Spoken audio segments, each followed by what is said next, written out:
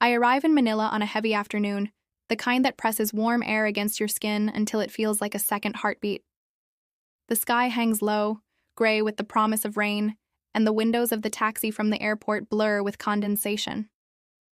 My company has sent me for what I think will be a quick 2-week assignment, a series of client meetings for an architecture project. I imagine polite introductions, PowerPoint slides, a string of business dinners, and then the swift return to my apartment in Copenhagen.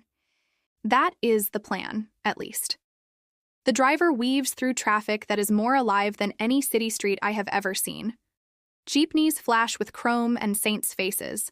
Vendors dodge puddles with trays of mango slices balanced on their palms. Children chase each other across narrow alleys, their laughter cutting through the constant blare of horns. I press my forehead to the cool glass and feel the pulse of the place. Something about it tells me that 2 weeks will never be enough. The hotel lobby smells of jasmine and coffee. A bellhop in a pressed white shirt greets me with a grin so wide it feels like sunlight. "Welcome, ma'am," he says, and for a moment the exhaustion of the long flight slips away. My room is on the 21st floor, a glass box overlooking the sprawl of Manila Bay. From here, the city looks like a living map, lights flickering as dusk folds in. I unpack in silence, placing my laptop on the desk, my notebook beside it, the little rituals of someone certain of a temporary stay. Yet I linger by the window long after my clothes are put away, watching how the neon signs flicker to life one by one like new stars.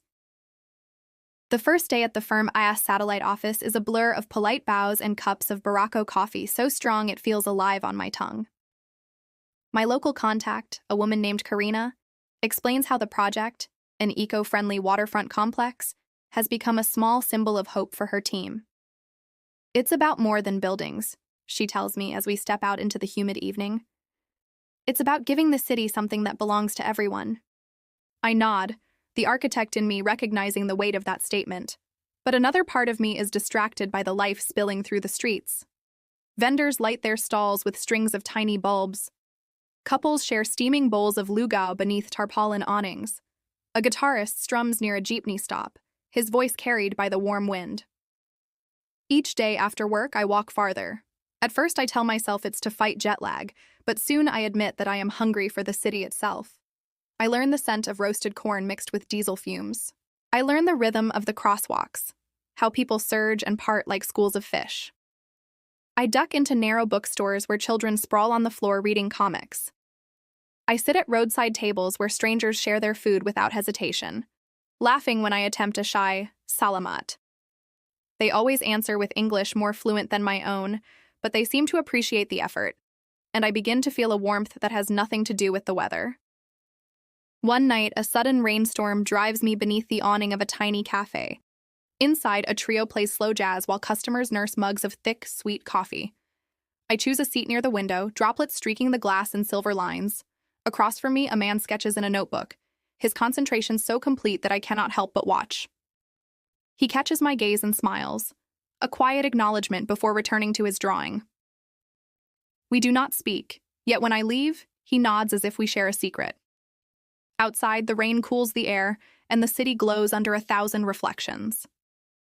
2 weeks pass in a blur of client meetings and late-night explorations. The project demands more than expected: unforeseen regulations, additional presentations, new design proposals. My return ticket is pushed back by a few days, then a week. Karina apologizes for the shifting schedule, but I only smile. Something inside me is relieved. I have started to crave the sound of Tagalog around me, the texture of the streets beneath my shoes, the sense that life here refuses to be boxed into neat timetables. One Saturday morning, Karina invites me to a family gathering in Quezon City. I accept, curious about life beyond the business district. Her parents welcome me with an ease that startles me, pressing plates of adobo and bowls of halo into my hands before I can protest. Children tug at my sleeves, eager to show me their drawings and their favorite hiding places. The house is alive with music, cousins playing guitar and singing in harmonies that seem to rise from the very walls. At one point, Karina's grandmother places a warm palm on my cheek and says something soft in Tagalog. Karina translates, "She says you have the eyes of someone searching for home." The words lodge in my chest like a small, glowing stone. Days stretch into weeks. The project expands. The client requests my presence for another phase. My manager in Copenhagen sounds more amused than concerned when I call to explain. If Manila has stolen you, he says, at least send photos of the progress. But it isn't just work that keeps me. It is the quiet dawn walks along the bay when the water turns the color of molten silver. It is the jeepney drivers who shout good morning like old friends. It is the way strangers sit beside me in a crowded cafe and begin conversations that feel like continuations of something long begun. One evening, Karina takes me to a rooftop in Makati to celebrate a milestone in the project. The city stretches below us, a galaxy of lights. Musicians play on a small stage. The air is warm and carries the scent of grilled fish and sweet rum. I lean on the railing and watch the traffic flow like a river of molten gold. A soft voice beside me says, "It's easy to fall for this view, isn't it?" I turn to find the sketchbook artist from the cafe, his smile as familiar as if no days have passed. We talk until the music fades and the crowd thins. He tells me about his work designing street murals, about how the city teaches him new colors every day. I tell him about northern winters and the sharp blue of Baltic skies. When we part, he offers a quiet, "See you around," and I feel an unexpected flutter in my chest. Weeks blend into months. My company stops asking for a return date. I begin to rent a small apartment near a market where vendors greet me each morning with cheerful shouts. I learn to bargain in halting Tagalog, laughing when I stumble over words. The sketchbook artist, his name is Paolo, appears often, as if the city conspires to cross our paths. Sometimes we sit together in silence, watching rain bead on the rooftops. Sometimes we wander into long conversations about art and belonging. Nothing is declared, yet something undeniable hums beneath our meetings. I start to notice how Manila has seeped into me. My stride matches the rhythm of the streets. I crave the sweetness of ripe mango after a day's work. The sound of distant karaoke now feels like a heartbeat in the night. What began as an assignment has become a life that fits me in ways I never anticipated. One evening, as I walk home through the gentle chaos of a night market, I realize I no longer count the days. The city that was meant to be a layover has become a destination, and perhaps even something more, a home I never knew I was searching for. Rain lashed the windows of the small cafe where Eleanor sat, her laptop open but untouched. The assignment that had brought her to Manila was done. A final report filed, a string of polite emails exchanged. She should have been packing, arranging a car to the airport, rehearsing the life she would slide back into like a glove. Instead, she stared out at the wet streets and the tangle of umbrellas bobbing through the neon reflections, feeling a tug she couldn't name. Miguel's text had arrived an hour ago. "If you're free tonight, some friends are playing at a bar in Cubao. Live music, nothing fancy." She'd almost deleted it, almost. But the way the city smelled after rain, the blend of diesel, grilled street food, and something sweet like mango, kept her pinned to the spot. And the memory of that night on the rooftop, his quiet laughter under the orange glow of lanterns, replayed itself until she closed the laptop and grabbed her bag. The bar was loud and unpolished, a converted warehouse with cracked cement floors and murals of swirling galaxies across the walls. Miguel waved from a corner, his grin bright enough to cut through the noise. The band was setting up, guitarists tuning, the singer testing a microphone that squealed. Eleanor found herself swept into a table of strangers who greeted her as if they had known her forever. There was Anna, a journalist with hair dyed turquoise. Ramon, who worked at a film archive and smelled faintly of old celluloid. And June, a photographer who slid a cold beer toward her with an easy wink. Their conversation leapt from politics to art to where to find the best late-night luau. They teased Miguel for bringing the foreign guest, but their warmth never felt performative. As the band launched into a set of dreamy indie rock, Eleanor felt the walls of her other life recede. The music wasn't perfect, but it was alive, each chord a thread pulling her deeper into something she hadn't known she was missing. When Miguel leaned close to explain a lyric in Tagalog, his breath brushed her ear and she felt a quick, dangerous current. After midnight, they spilled onto the slick streets, laughing under flickering streetlights. Anna led the way to a noodle stall where the air smelled of garlic and chili. They ate standing up, chopsticks clicking, rain beating on their jackets. Eleanor realized she hadn't thought of the flight home once all evening. Days became a soft blur after that. Miguel introduced her to hidden pockets of the city, a sunlit studio where dancers rehearsed barefoot, a bookstore that smelled of paper and ocean salt, a tiny bakery selling pan de coco warm enough to steam her fingers. She found herself waking earlier just to wander, watching vendors arrange pyramids of fruit, children chasing pigeons across Rizal Park, jeepneys painted in colors loud enough to rival the sunrise. Each evening brought another invitation: a gallery opening in Makati, a late-night ferry ride across the bay, a karaoke session that ended with Eleanor belting a song she barely knew while strangers cheered. She began to understand fragments of Tagalog, the rhythm of a language shaped by music and street corners. She learned the weight of humid afternoons, the relief of sudden monsoon showers, the quiet of dawn prayers from a nearby mosque. But with every step closer to this new rhythm, the life she'd left on pause began to tug harder. Emails piled up from her editor in London. Friends sent photos of autumn leaves and wine nights she was missing. Her return ticket sat in her inbox, a silent reminder of what was supposed to happen next. One evening, after a long walk along the Pasig River where the water mirrored a violet dusk, Miguel asked her to join him for dinner. They ended up on another rooftop, this one above his friend's apartment, strung with fairy lights and the scent of grilled fish. "You've been here longer than you planned," he said, passing her a plate. "I know," she admitted, surprised by the lump in her throat. "I keep telling myself I'll leave tomorrow, but I don't." He studied her for a moment.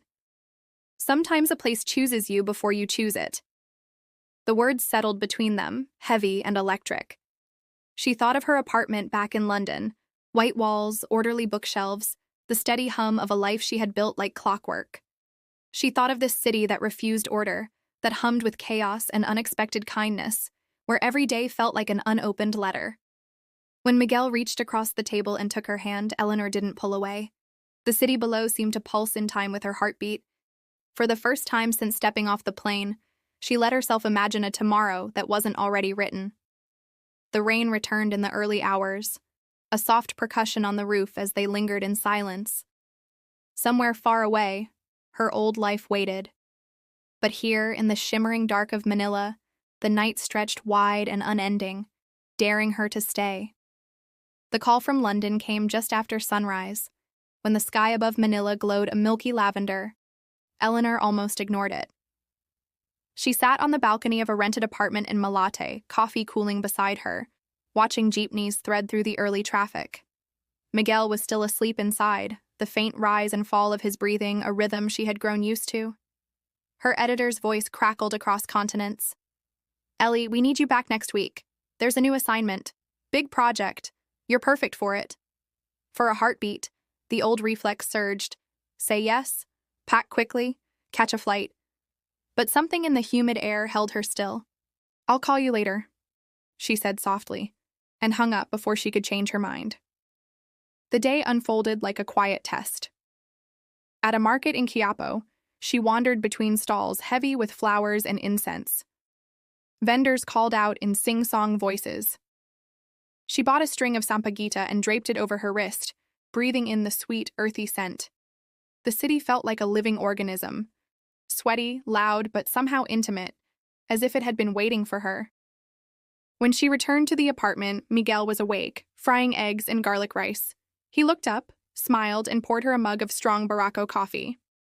"You look like someone carrying a decision," he said. "I got a call," she admitted. "Work wants me back." He didn't flinch. "And do you want to go back?" The question lodged deep.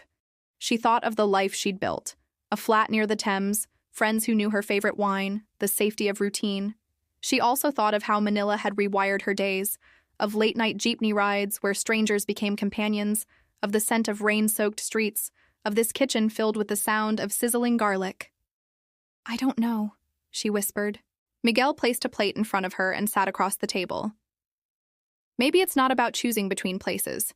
Maybe it's about choosing the life that feels alive." They ate in silence, the city outside buzzing with late-morning heat. That evening, Eleanor walked alone through Intramuros, the old walled city, as dusk bled into gold. She traced the worn stones of Fort Santiago, imagining centuries of footsteps layered beneath her own. Lanterns flickered to life along the narrow streets. She felt the pull of history, of something older and deeper than the deadlines she had once worshipped. Her phone vibrated again. Another message from London. She slid it back into her pocket. When she returned to the apartment, Miguel was on the balcony, a soft guitar melody threading through the night air. He looked up as she stepped outside. "I was thinking," he said, "there's a studio space near Escolta, looking for someone to help with their community projects. Design work, storytelling, workshops. They asked me if I knew anyone." The offer settled between them like a spark. "That sounds incredible," she said. "You don't have to decide tonight," he replied. "Just know that Manila isn't asking you to stay. It's only leaving the door open." Eleanor leaned on the railing, watching the city glitter below. The sound of tricycles, distant laughter, the low hum of the river. It all wrapped around her like a song she finally understood. Later, as midnight crept close, she sent a single message to her editor. "I need more time. I'll explain soon." No explanations followed. Instead, she and Miguel wandered down to the quiet streets, where the smell of fresh pan de sal drifted from an all-night bakery. They shared the warm bread, fingers brushing in the soft Manila dark. The next morning, Eleanor woke to a city alive with the promise of rain and sunlight, of possibility unbound. Her suitcase remained empty in the corner, the return ticket buried in an inbox she no longer felt tethered to. She stepped onto the balcony, barefoot and unhurried, as the first jeepneys rattled awake. Manila stretched before her, messy, radiant, unpredictable. A place that had never asked her to stay but had quietly, irrevocably, become home.